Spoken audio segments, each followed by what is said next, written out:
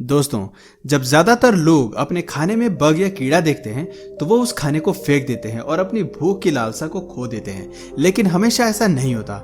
विशेषज्ञों का कहना है कि कीड़ों की लगभग 1400 प्रजातियां हैं जिन्हें हम खा सकते हैं। इनमें से 36 अफ्रीकी देशों में, 29 एशियाई देशों में और कुछ उत्तरी और दक्षिण अमेरिका में पाई जाती है। कुछ देशों में लोग रेंगने वाले और उड़ने वाले जीवों को भी खाने योग्य मानते हैं, जबकि अन्य प्रजातियां हमारे दैनिक भोजन का हिस्सा हैं। हालांकि ये आपको देखने में बहुत स्वादिष्ट नहीं लगेगा, लेकिन कई कीड़ों में बड़ी मात्रा में प्रोटीन होता है। काफी लोग कहते हैं कि वो इन्हें बहुत स्वाद लेकर खाते हैं। तो आइए जाने कि वो कौन कौन से कीड़े हैं जिन्हें सबसे ज्यादा स्वादिष्ट माना जाता है। हर इंसान इन कीड़ों को बहुत अच्छे से जानता है क्योंकि ये लगभग हर जगह मिलते हैं।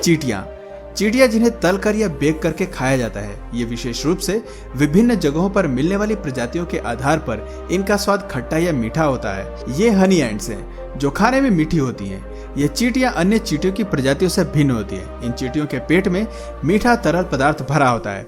जब ये चींटियां अपने लार्वा या प्यूपा स्टेज में होती हैं तब ये पौष्टिक नहीं होती हैं। ये मूल रूप से चींटियों के अंडे होते हैं जो सफेद या पीले चावल की तरह दिखते हैं। इन्हें खाने वाले बताते हैं कि इन्हें खाने पर इनका स्वाद अखरोट जैसा लगता है और इनके लार्वा को बड़ी मिट्टी की दीवार को तोड़कर उठाया जा सकता है। यह चींटियों को पकड़ने की तुलना में बहुत आसान है। हालांकि आमतौर पर चींटियों को पकड़ना इतना मुश्किल नहीं होता है। चींटियों को पकड़ने के लिए इनके निशान के आसपास एक सुगंधित जार में कुछ भोजन छोड़ दिया जाता है। फिर चींटियां एक के बाद एक करके यहाँ आ जाती हैं। फिर इन्हें पत्तियों में लपेटकर आग पर पकाया जाता है। इसके अलावा चींटियों को अन्य भोजन के साथ ही खाया भी जाता है और लार्वा को एक व्यंजन के रूप में मांस के साथ पका कर खाया जाता है। और गाइज, क्या आपको पता है कि टिड्डा, जिसे हम ग्रासहोपर भी कहते हैं, चींटियों के बाद पृथ्वी पर सबसे लोकप्रिय खाद्य कीड़े हैं। टेरेंटुला मकड़ी। टेरेंटुला एक बड़ी विषैली मकड़ी है जिसे आप रात के खाने में तो बिल्कुल भी खाना पसंद नहीं करोगे। तब तो कभी नहीं जब ये खतरनाक जीव ठीक से पकाया भी नहीं गया हो। लेकिन तला हुआ टेरेंटुला कंबोडिया में एक आम पकवान है। यह माना जाता है कि अकाल के समय में स्थानीय लोग खुद के खाने के लिए रास्ते तलाश रहे थे। तब वहाँ के लोगों ने पाया कि टेरेंटुला न केवल खतरनाक थे बल्कि काफी पौष्टिक भी थे। वो इन्हें केकड़ों और नट्स की तरह स्वाद लेकर खाते थे। भुने हुए चारकोल जैसे टेरेंटुला कंबोडिया में एक आम स्ट्रीट फूड है। एक हुनरमंद मकड़ी पकड़ने वाला एक दिन में 200 टेरेंटुला पकड़ सकता है। कंबोडियंस टेरेंटुला को लहसुन और नमक के साथ फ्राइंग पैन में तल कर खाते हैं। टेरेंटुला भोजन तैयार करने का एक और अधिक तरीका जापान में पहले प्रयोग किया जा चुका है। ये मकड़ियों को पेट को फाड़ देते हैं, फिर बालों को जलाते हैं और फिर जल्दी से टेरेंटुला को भूनते हैं। और निश्चित रूप से मकड़ियों को पकाने से पहले रसोइयों को जहरीली ग्रंथियों को हटाना होता है क्योंकि पकाने के दौरान इनका जहर पूरी तरह से बेअसर नहीं होता है। सिकाडास। दोस्तों, क्या आपको पता है कि सिकाडास बहुत ही रहस्यमय जीव हैं? इसलिए इस स्पेशल कीड़े के ऊपर मैं एक ऑलरेडी वीडियो बना चुका हूं जिसे आप ऊपर आई के बटन पर क्लिक करके देख सकते हैं।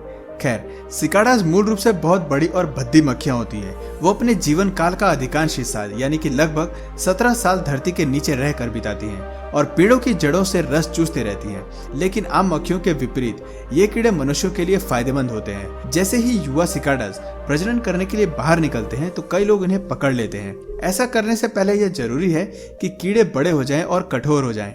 थाईलैंड में सिकाडास के बने पकवान एक राष्ट्रीय पकवान है। सिकाडास के शरीर में प्रोटीन की भारी मात्रा पाई जाती है और यह शरीर को ताकत देती है। अक्सर सिकाडास का शिकार देर शाम को ही किया जाता है।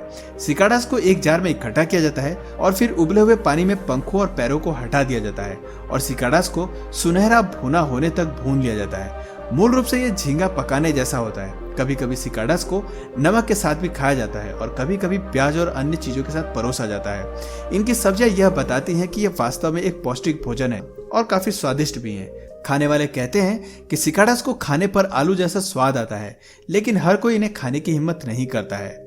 Palm वेविल larva.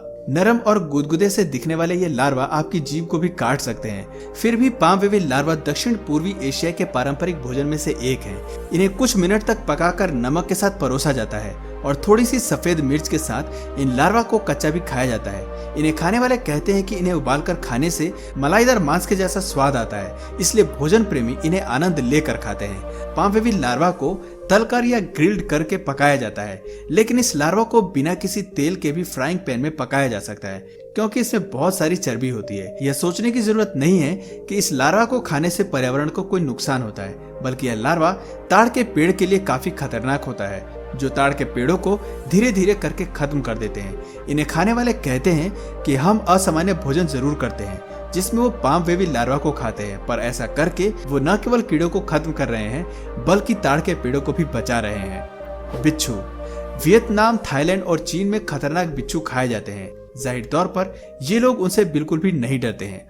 वो कहते हैं कि इन खौफनाक जीवों का स्वाद केकड़े और झींगे के बीच का होता है, बस फर्क इतना होता है कि न तो केकड़े और न ही झींगा आपको मार सकते हैं। चीन में बिच्छू को भाप में पकाया जाता है और एक फ्लैट ब्रेड और चटनी के साथ परोसा जाता है। वहीं थाईलैंड में बिच्छू को सब्जियों के साथ छोटे कबाब बनाने के लिए इस्तेमाल किया जाता है और स्नैक्स के रूप में स्टिक पर परोसा जाता है। और अब तो डिब्बा बंद बिच्छू भी खरीदना संभव है। बिच्छुओं को बहुत तेज आग पर पकाकर इनके जहर को बेअसर कर दिया जाता है, इसलिए विदेशी भोजन प्रेमियों को अब डरने की जरूरत नहीं है, वे भी बिच्छुओं का स्वाद ले सकते हैं। दोस्तों, जहां कुछ लोगों को ये बहुत ही वाहियात खाना लगता है, वहीं दूसरी तरफ बहुत से लोगों के लिए ये संस्कृति का हिस्सा है। दीमकों का साम्राज्य अफ्रीकी देशों में दूर दूर तक फैला है, विशेष रूप से सहारा डेजर्ट से सटे हुए और उसके आसपास की जगहों पर। दोस्तों, दीमक की कॉलोनी से सब कुछ खाया जा सकता है, यहाँ तक कि उनके अंडे भी। अब तक की सबसे बड़ी मादा दीमक आलू के आकार की मिली है। इंडोनेशिया के कुछ हिस्सों में यह एक लोकप्रिय भोजन है जिसे बारिश के शुरुआती मौसम में खाया जाता है। जब प्रोटीन के अन्य स्रोत उपलब्ध नहीं होते हैं तब आमतौर पर इन दीमकों को मक्खन या तेल में तलकर खाया जाता है, लेकिन कभी कभी इन्हें कच्चा भी खाया जाता है। कहते हैं इन्हें खाने पर गाजर जैसा स्वाद आता है। यहाँ प्रकृति के इस अजीबोगरीब चीज का उपयोग मक्खन जैसा उत्पाद बनाने के लिए भी किया जाता है।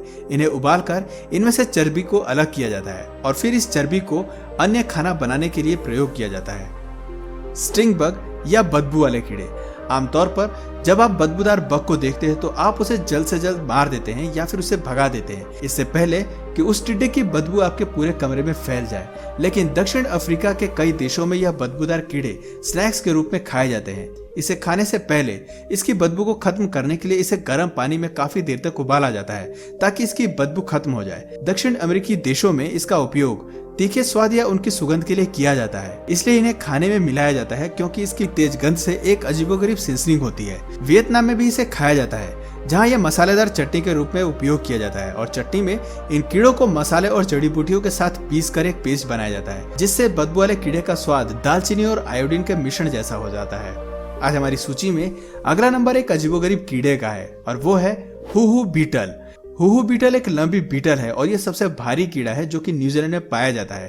अक्सर इन कीड़ों का लार्वा लकड़ी में रहता है और यहाँ के लोग इन्हें बहुमूल्य मानते हैं। यह इतने मूल्यवान होते हैं कि यहाँ के लोग इसे कच्चा या जिंदा भी खाना पसंद करते हैं। हाँ, ये देखकर आप बेहोश भी हो सकते हैं। यहाँ के लोग कहते हैं कि हुहू बीटल का स्वाद बटर चिकन जैसा होता है और कुछ के लिए यह लार्वा एक मक्खन जैसा दिखता है। उनका कहना है कि इनमें प्रोटीन की मात्रा भले ही कम होती है मगर ये बहुत ही ज्यादा स्वादिष्ट होते हैं। लेकिन गाइज, इस डिश का स्वाद लेने के लिए आपको स्टील की नसों की आवश्यकता होगी और उससे भी ज्यादा स्टील के पेट की। ग्रासहॉपर या टिड्डे।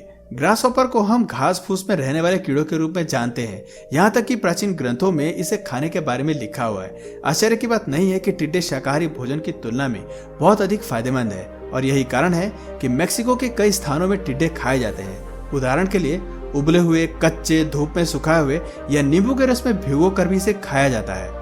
इसे विभिन्न प्रकार के खाने के साथ मिलाकर कई तरह के लोकप्रिय पकवान बनाए जाते हैं। ग्रासहॉपर को जब भूना जाता है तब वो तुरंत हरे रंग से लाल रंग में बदल जाते हैं और फिर उन्हें दूसरे व्यंजन के साथ खाया जाता है। ग्रासहॉपर बस एक स्वादिष्ट भोजन ही नहीं है बल्कि यह प्रोटीन का एक स्रोत भी है। यदि आप एक जीवित टिड्डा खाते हैं तो सबसे अधिक संभावना होती है कि वह जहरीला भी हो सकता है। इसे स्वाद के लिए तेल में और मसालों में पकाया जाता है और कुछ देशों में ग्रासहॉपर को तलकर स्नैक्स के रूप में खाया और सड़कों पर बेचा जाता है। ततैया और मधुमक्खी। जापान की पुरानी पीढ़ियां अभी भी ततैया और मधुमक्खियों को भोजन के रूप में बहुत पसंद करते हैं। इनको कई तरह से पकाया जाता है। हाचिनी को डिश में लार्वा को सोया सॉस और चीनी के साथ पकाया जाता है और इनमें कुछ मसाले और शहद भी मिलाया जाता है।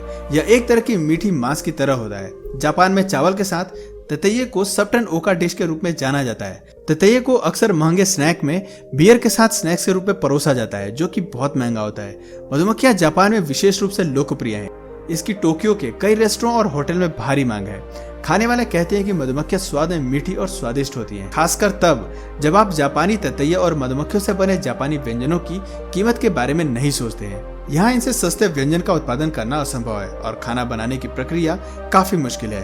ततैया और मधुमक्खियों को पकड़ने के लिए शिकारी एक ततैये को लंबे रंगीन धागे से बांध देते हैं, जिससे कि इस मधुमक्खी का पीछा करते हुए शिकारी इनके छत्ते तक पहुंच जाते हैं।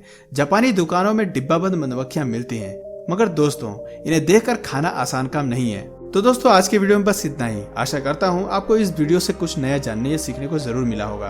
दोस्तों आपको इनमें सबसे ज्यादा वियर्ड व्यंजन कौन सा लगा कमेंट करके जरूर बताना। और यदि इस वीडियो से आपको कुछ नया जानने या सीखने को मिला तो प्लीज इस वीडियो को एक लाइक जरूर देना। और यदि आप इस चैनल पर नए हो तो प्लीज इस चैनल को सब्सक्राइब करके बेल नोटिफिकेशन आइकन को ऑन कर लो, ताकि हमारे आने वाले वीडियोस आप मिस न करो। मिलते हैं फिर किसी वीडियो में नए टॉपिक के साथ, तब तक के लिए नमस्कार।